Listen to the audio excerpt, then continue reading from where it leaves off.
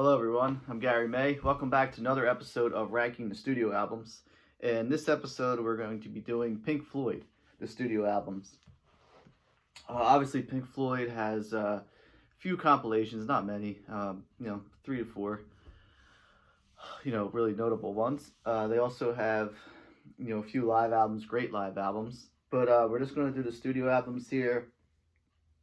And I have everything on the 2016 remastered CD, so I'm going to be showing all CDs. Do have a lot of stuff on vinyl, but not all the albums, so I'm going to be showing the CDs.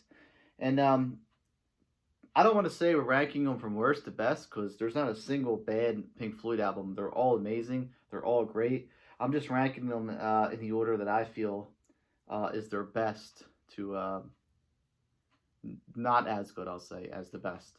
Because, like I said, I can't say the worst. And coming in first is an album I actually don't own the physical copy of. I've heard it plenty of times, just never really bought it. And it's The Endless River, the final studio album put out by Pink Floyd. But at the time, they used some of Richard Wright's tracks, who unfortunately passed away. But there are some tracks that were pre-recorded before his death on the album. Basically just David Gilmour and Nick Mason from the Pink Floyd.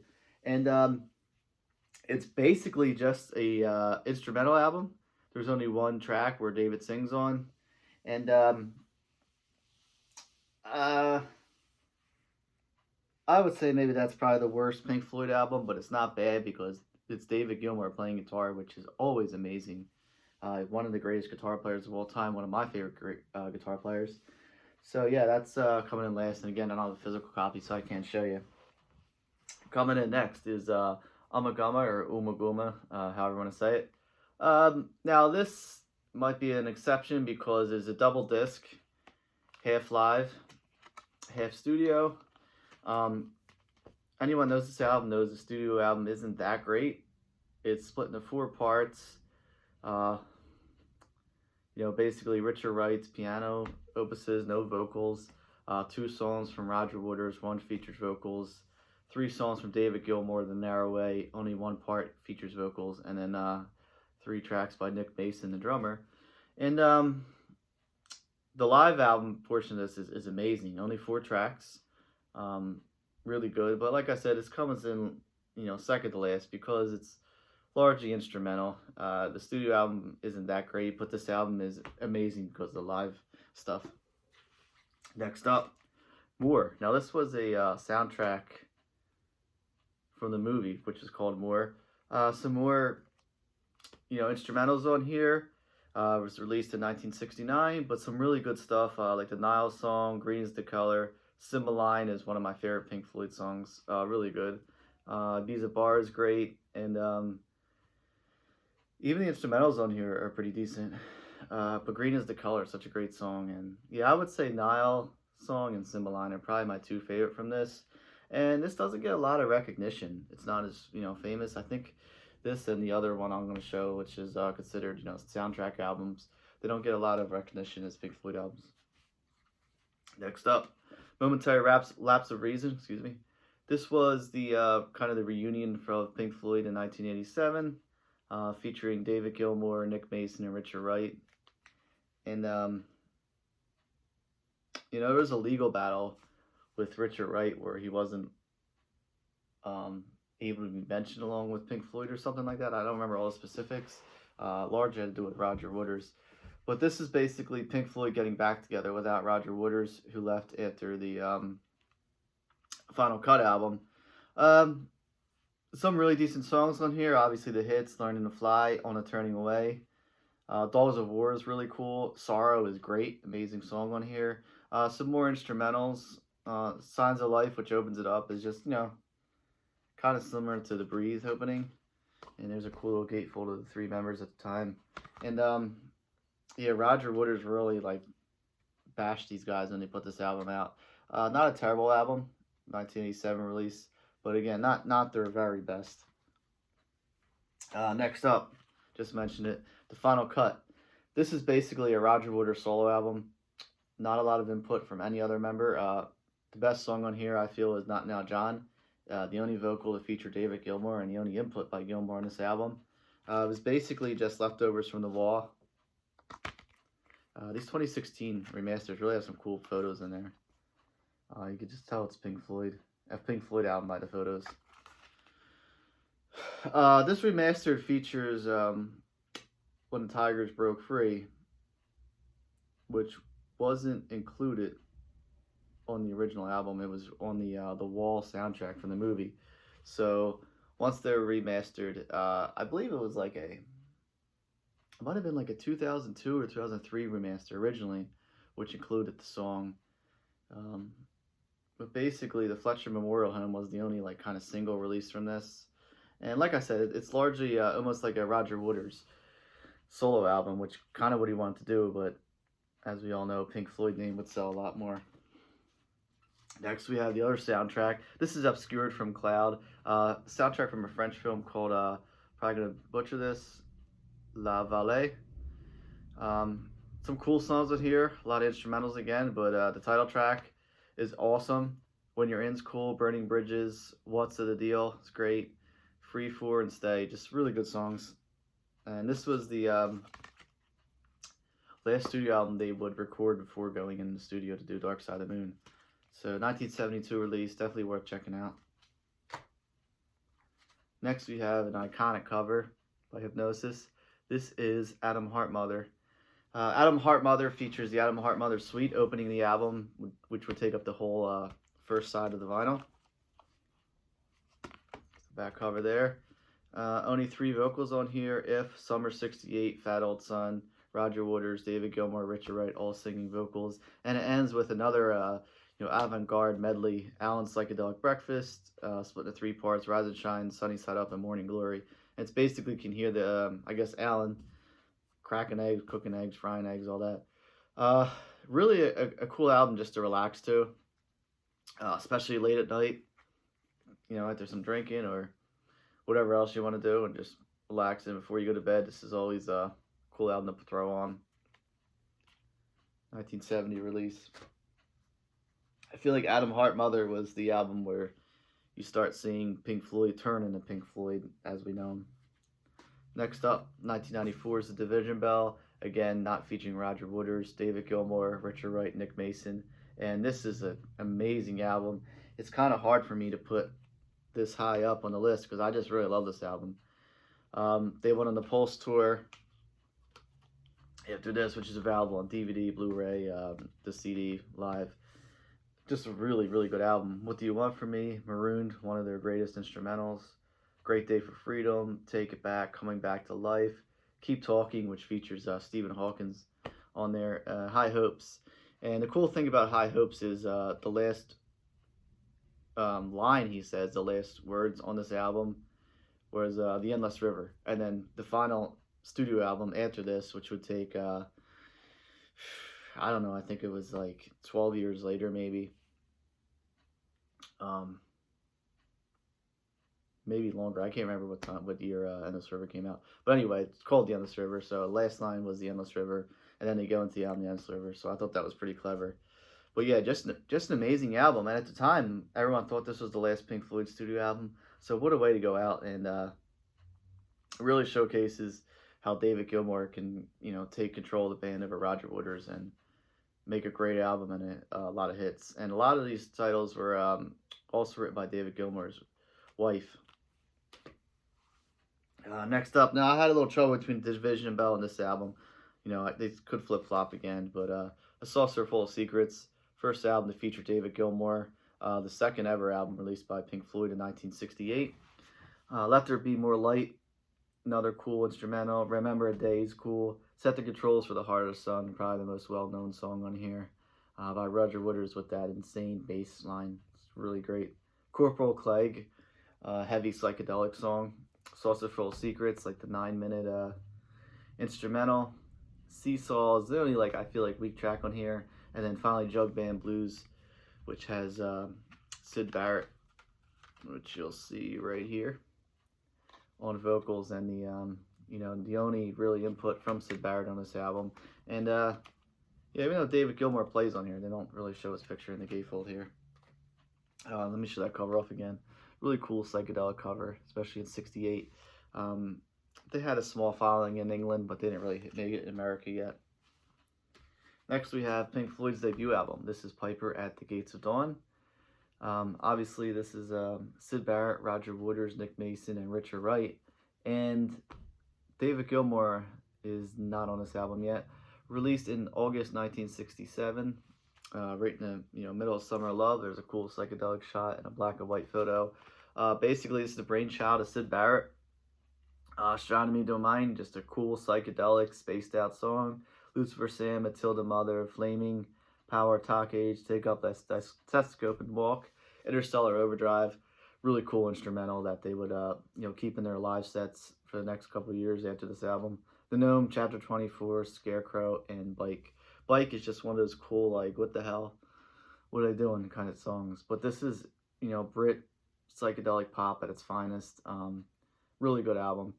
And it doesn't get a lot of love because David Gilmour's not on this. It's not Pink Floyd as we know it. You throw in this album, you probably won't know if it's Pink Floyd, but I do because I've known this album as long as I've known, Dark Side of the Moon, The Wall, and all that other stuff. So yeah, Piper at the Gates of Dawn. If you don't know this album, check it out. It's definitely a different sound from Pink Floyd, but really good stuff. All right. One of my favorite albums by Pink Floyd. This is Metal, released in 1971. Definitely a precursor of what was to come in the next few years. It's kind of a picture of like an ear with some watermarks on there. Amazing album. One of these days, I think, might be the greatest instrumental by Pink Floyd. A Pillow of Winds, Fearless, Saint-Tropez, Seamus, and the 23-minute track Echoes, which is amazing. That kind of cemented Pink Floyd as the psychedelic, prog rock, avant-garde, band as we'd all know it, and Gilmour's playing on that is just insane. It took up the whole second side of the vinyl, and one of those very few guitarists that could keep your attention for like 10 plus minutes with his amazing guitar licks. David Gilmour at his finest on this album, just really, really good. Echoes, such a great song. And like I said, 23 minutes, and it's just, you can't shut it off. It's so good, you just want to listen to it. Another thing I want to say about these Pink Floyd albums is all these albums, I feel you put them on from start to finish. Not one of those bands where it's like, oh, let me put this song on. I want to hear this hit song. Like, yeah, you can, but for me, when I push play, the entire album plays through. I don't stop it. Next up, we have The Wall. Nothing I could say about this album which hasn't been said before. Released in 1979. Just amazing. I mean, a lot of hits off of here. Another Brick in the Wall, Part 2. Well, Happy Stays Are Our Lives, which goes into Another Brick in the Wall, Part 2. Mother, Empty Spaces, Into Young Lust. Hey You, Comfortably Numb, Run Like Hell. I mean, both In the Fleshes are amazing. One opens the album in the flesh with a question mark, and then In the Flesh without any punctuation, where it's a little more aggressive, a little more hardcore. I mean, all three parts of Another Brick in the Wall are just amazing. This album, from start to finish, another one where you just put on and you had to listen to it. Almost like a rock opera, I'd want to say. Obviously, the movie was made featuring Bob Geldof.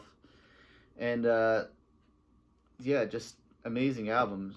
Tells the story of a guy named Pink. And, basically, a lot of these Pink Floyd albums were written as a tribute to Syd Barrett, and this kind of loosely tells the story of Syd Barrett, his life story. But yeah, Pink Floyd, The Wall, and not many bands can have such iconic albums, such as The Wall, Dark Side of the Moon, Wish You Were Here, all that stuff, and sell so much merchandise, so much gear. Artwork, just from usually a band has like one great album and they can really market, but Pink Floyd has so many of them. I mean, even Adam Hartmother, that cover is insane. Another album I could flip flop with The Wall, but this is one of my favorite albums, so that's why I put it a little higher than The Wall. This is Animals, 5 tracks, just amazing. Features Pigs on a Wing Part 1 into Dogs, which is probably the greatest song David Gilmour has ever written. Like 18 minutes long. And the Pigs, 3 different ones, which clocks in over 11 minutes, and then Sheep, which is a little over 10 minutes, and ends with Pigs in the Wing Part 2. Just like amazing. I mean, like again, a band that could be this popular and release 5 songs on an album, um, with the three main songs coming in at over 10 minutes and be this big of a seller. And again, this artwork would sell everything. The merchandise would go crazy to this day. Um, released in 1977, just at their peak. All right, down to the final two. Wish You Were Here. This may be my favorite Pink Floyd album. Opens up with Shine On You Crazy Diamond, parts 1 through 5. Clocks in, I think, like a little over 13 minutes. And again, David Gilmour keeps your attention for that long on that guitar.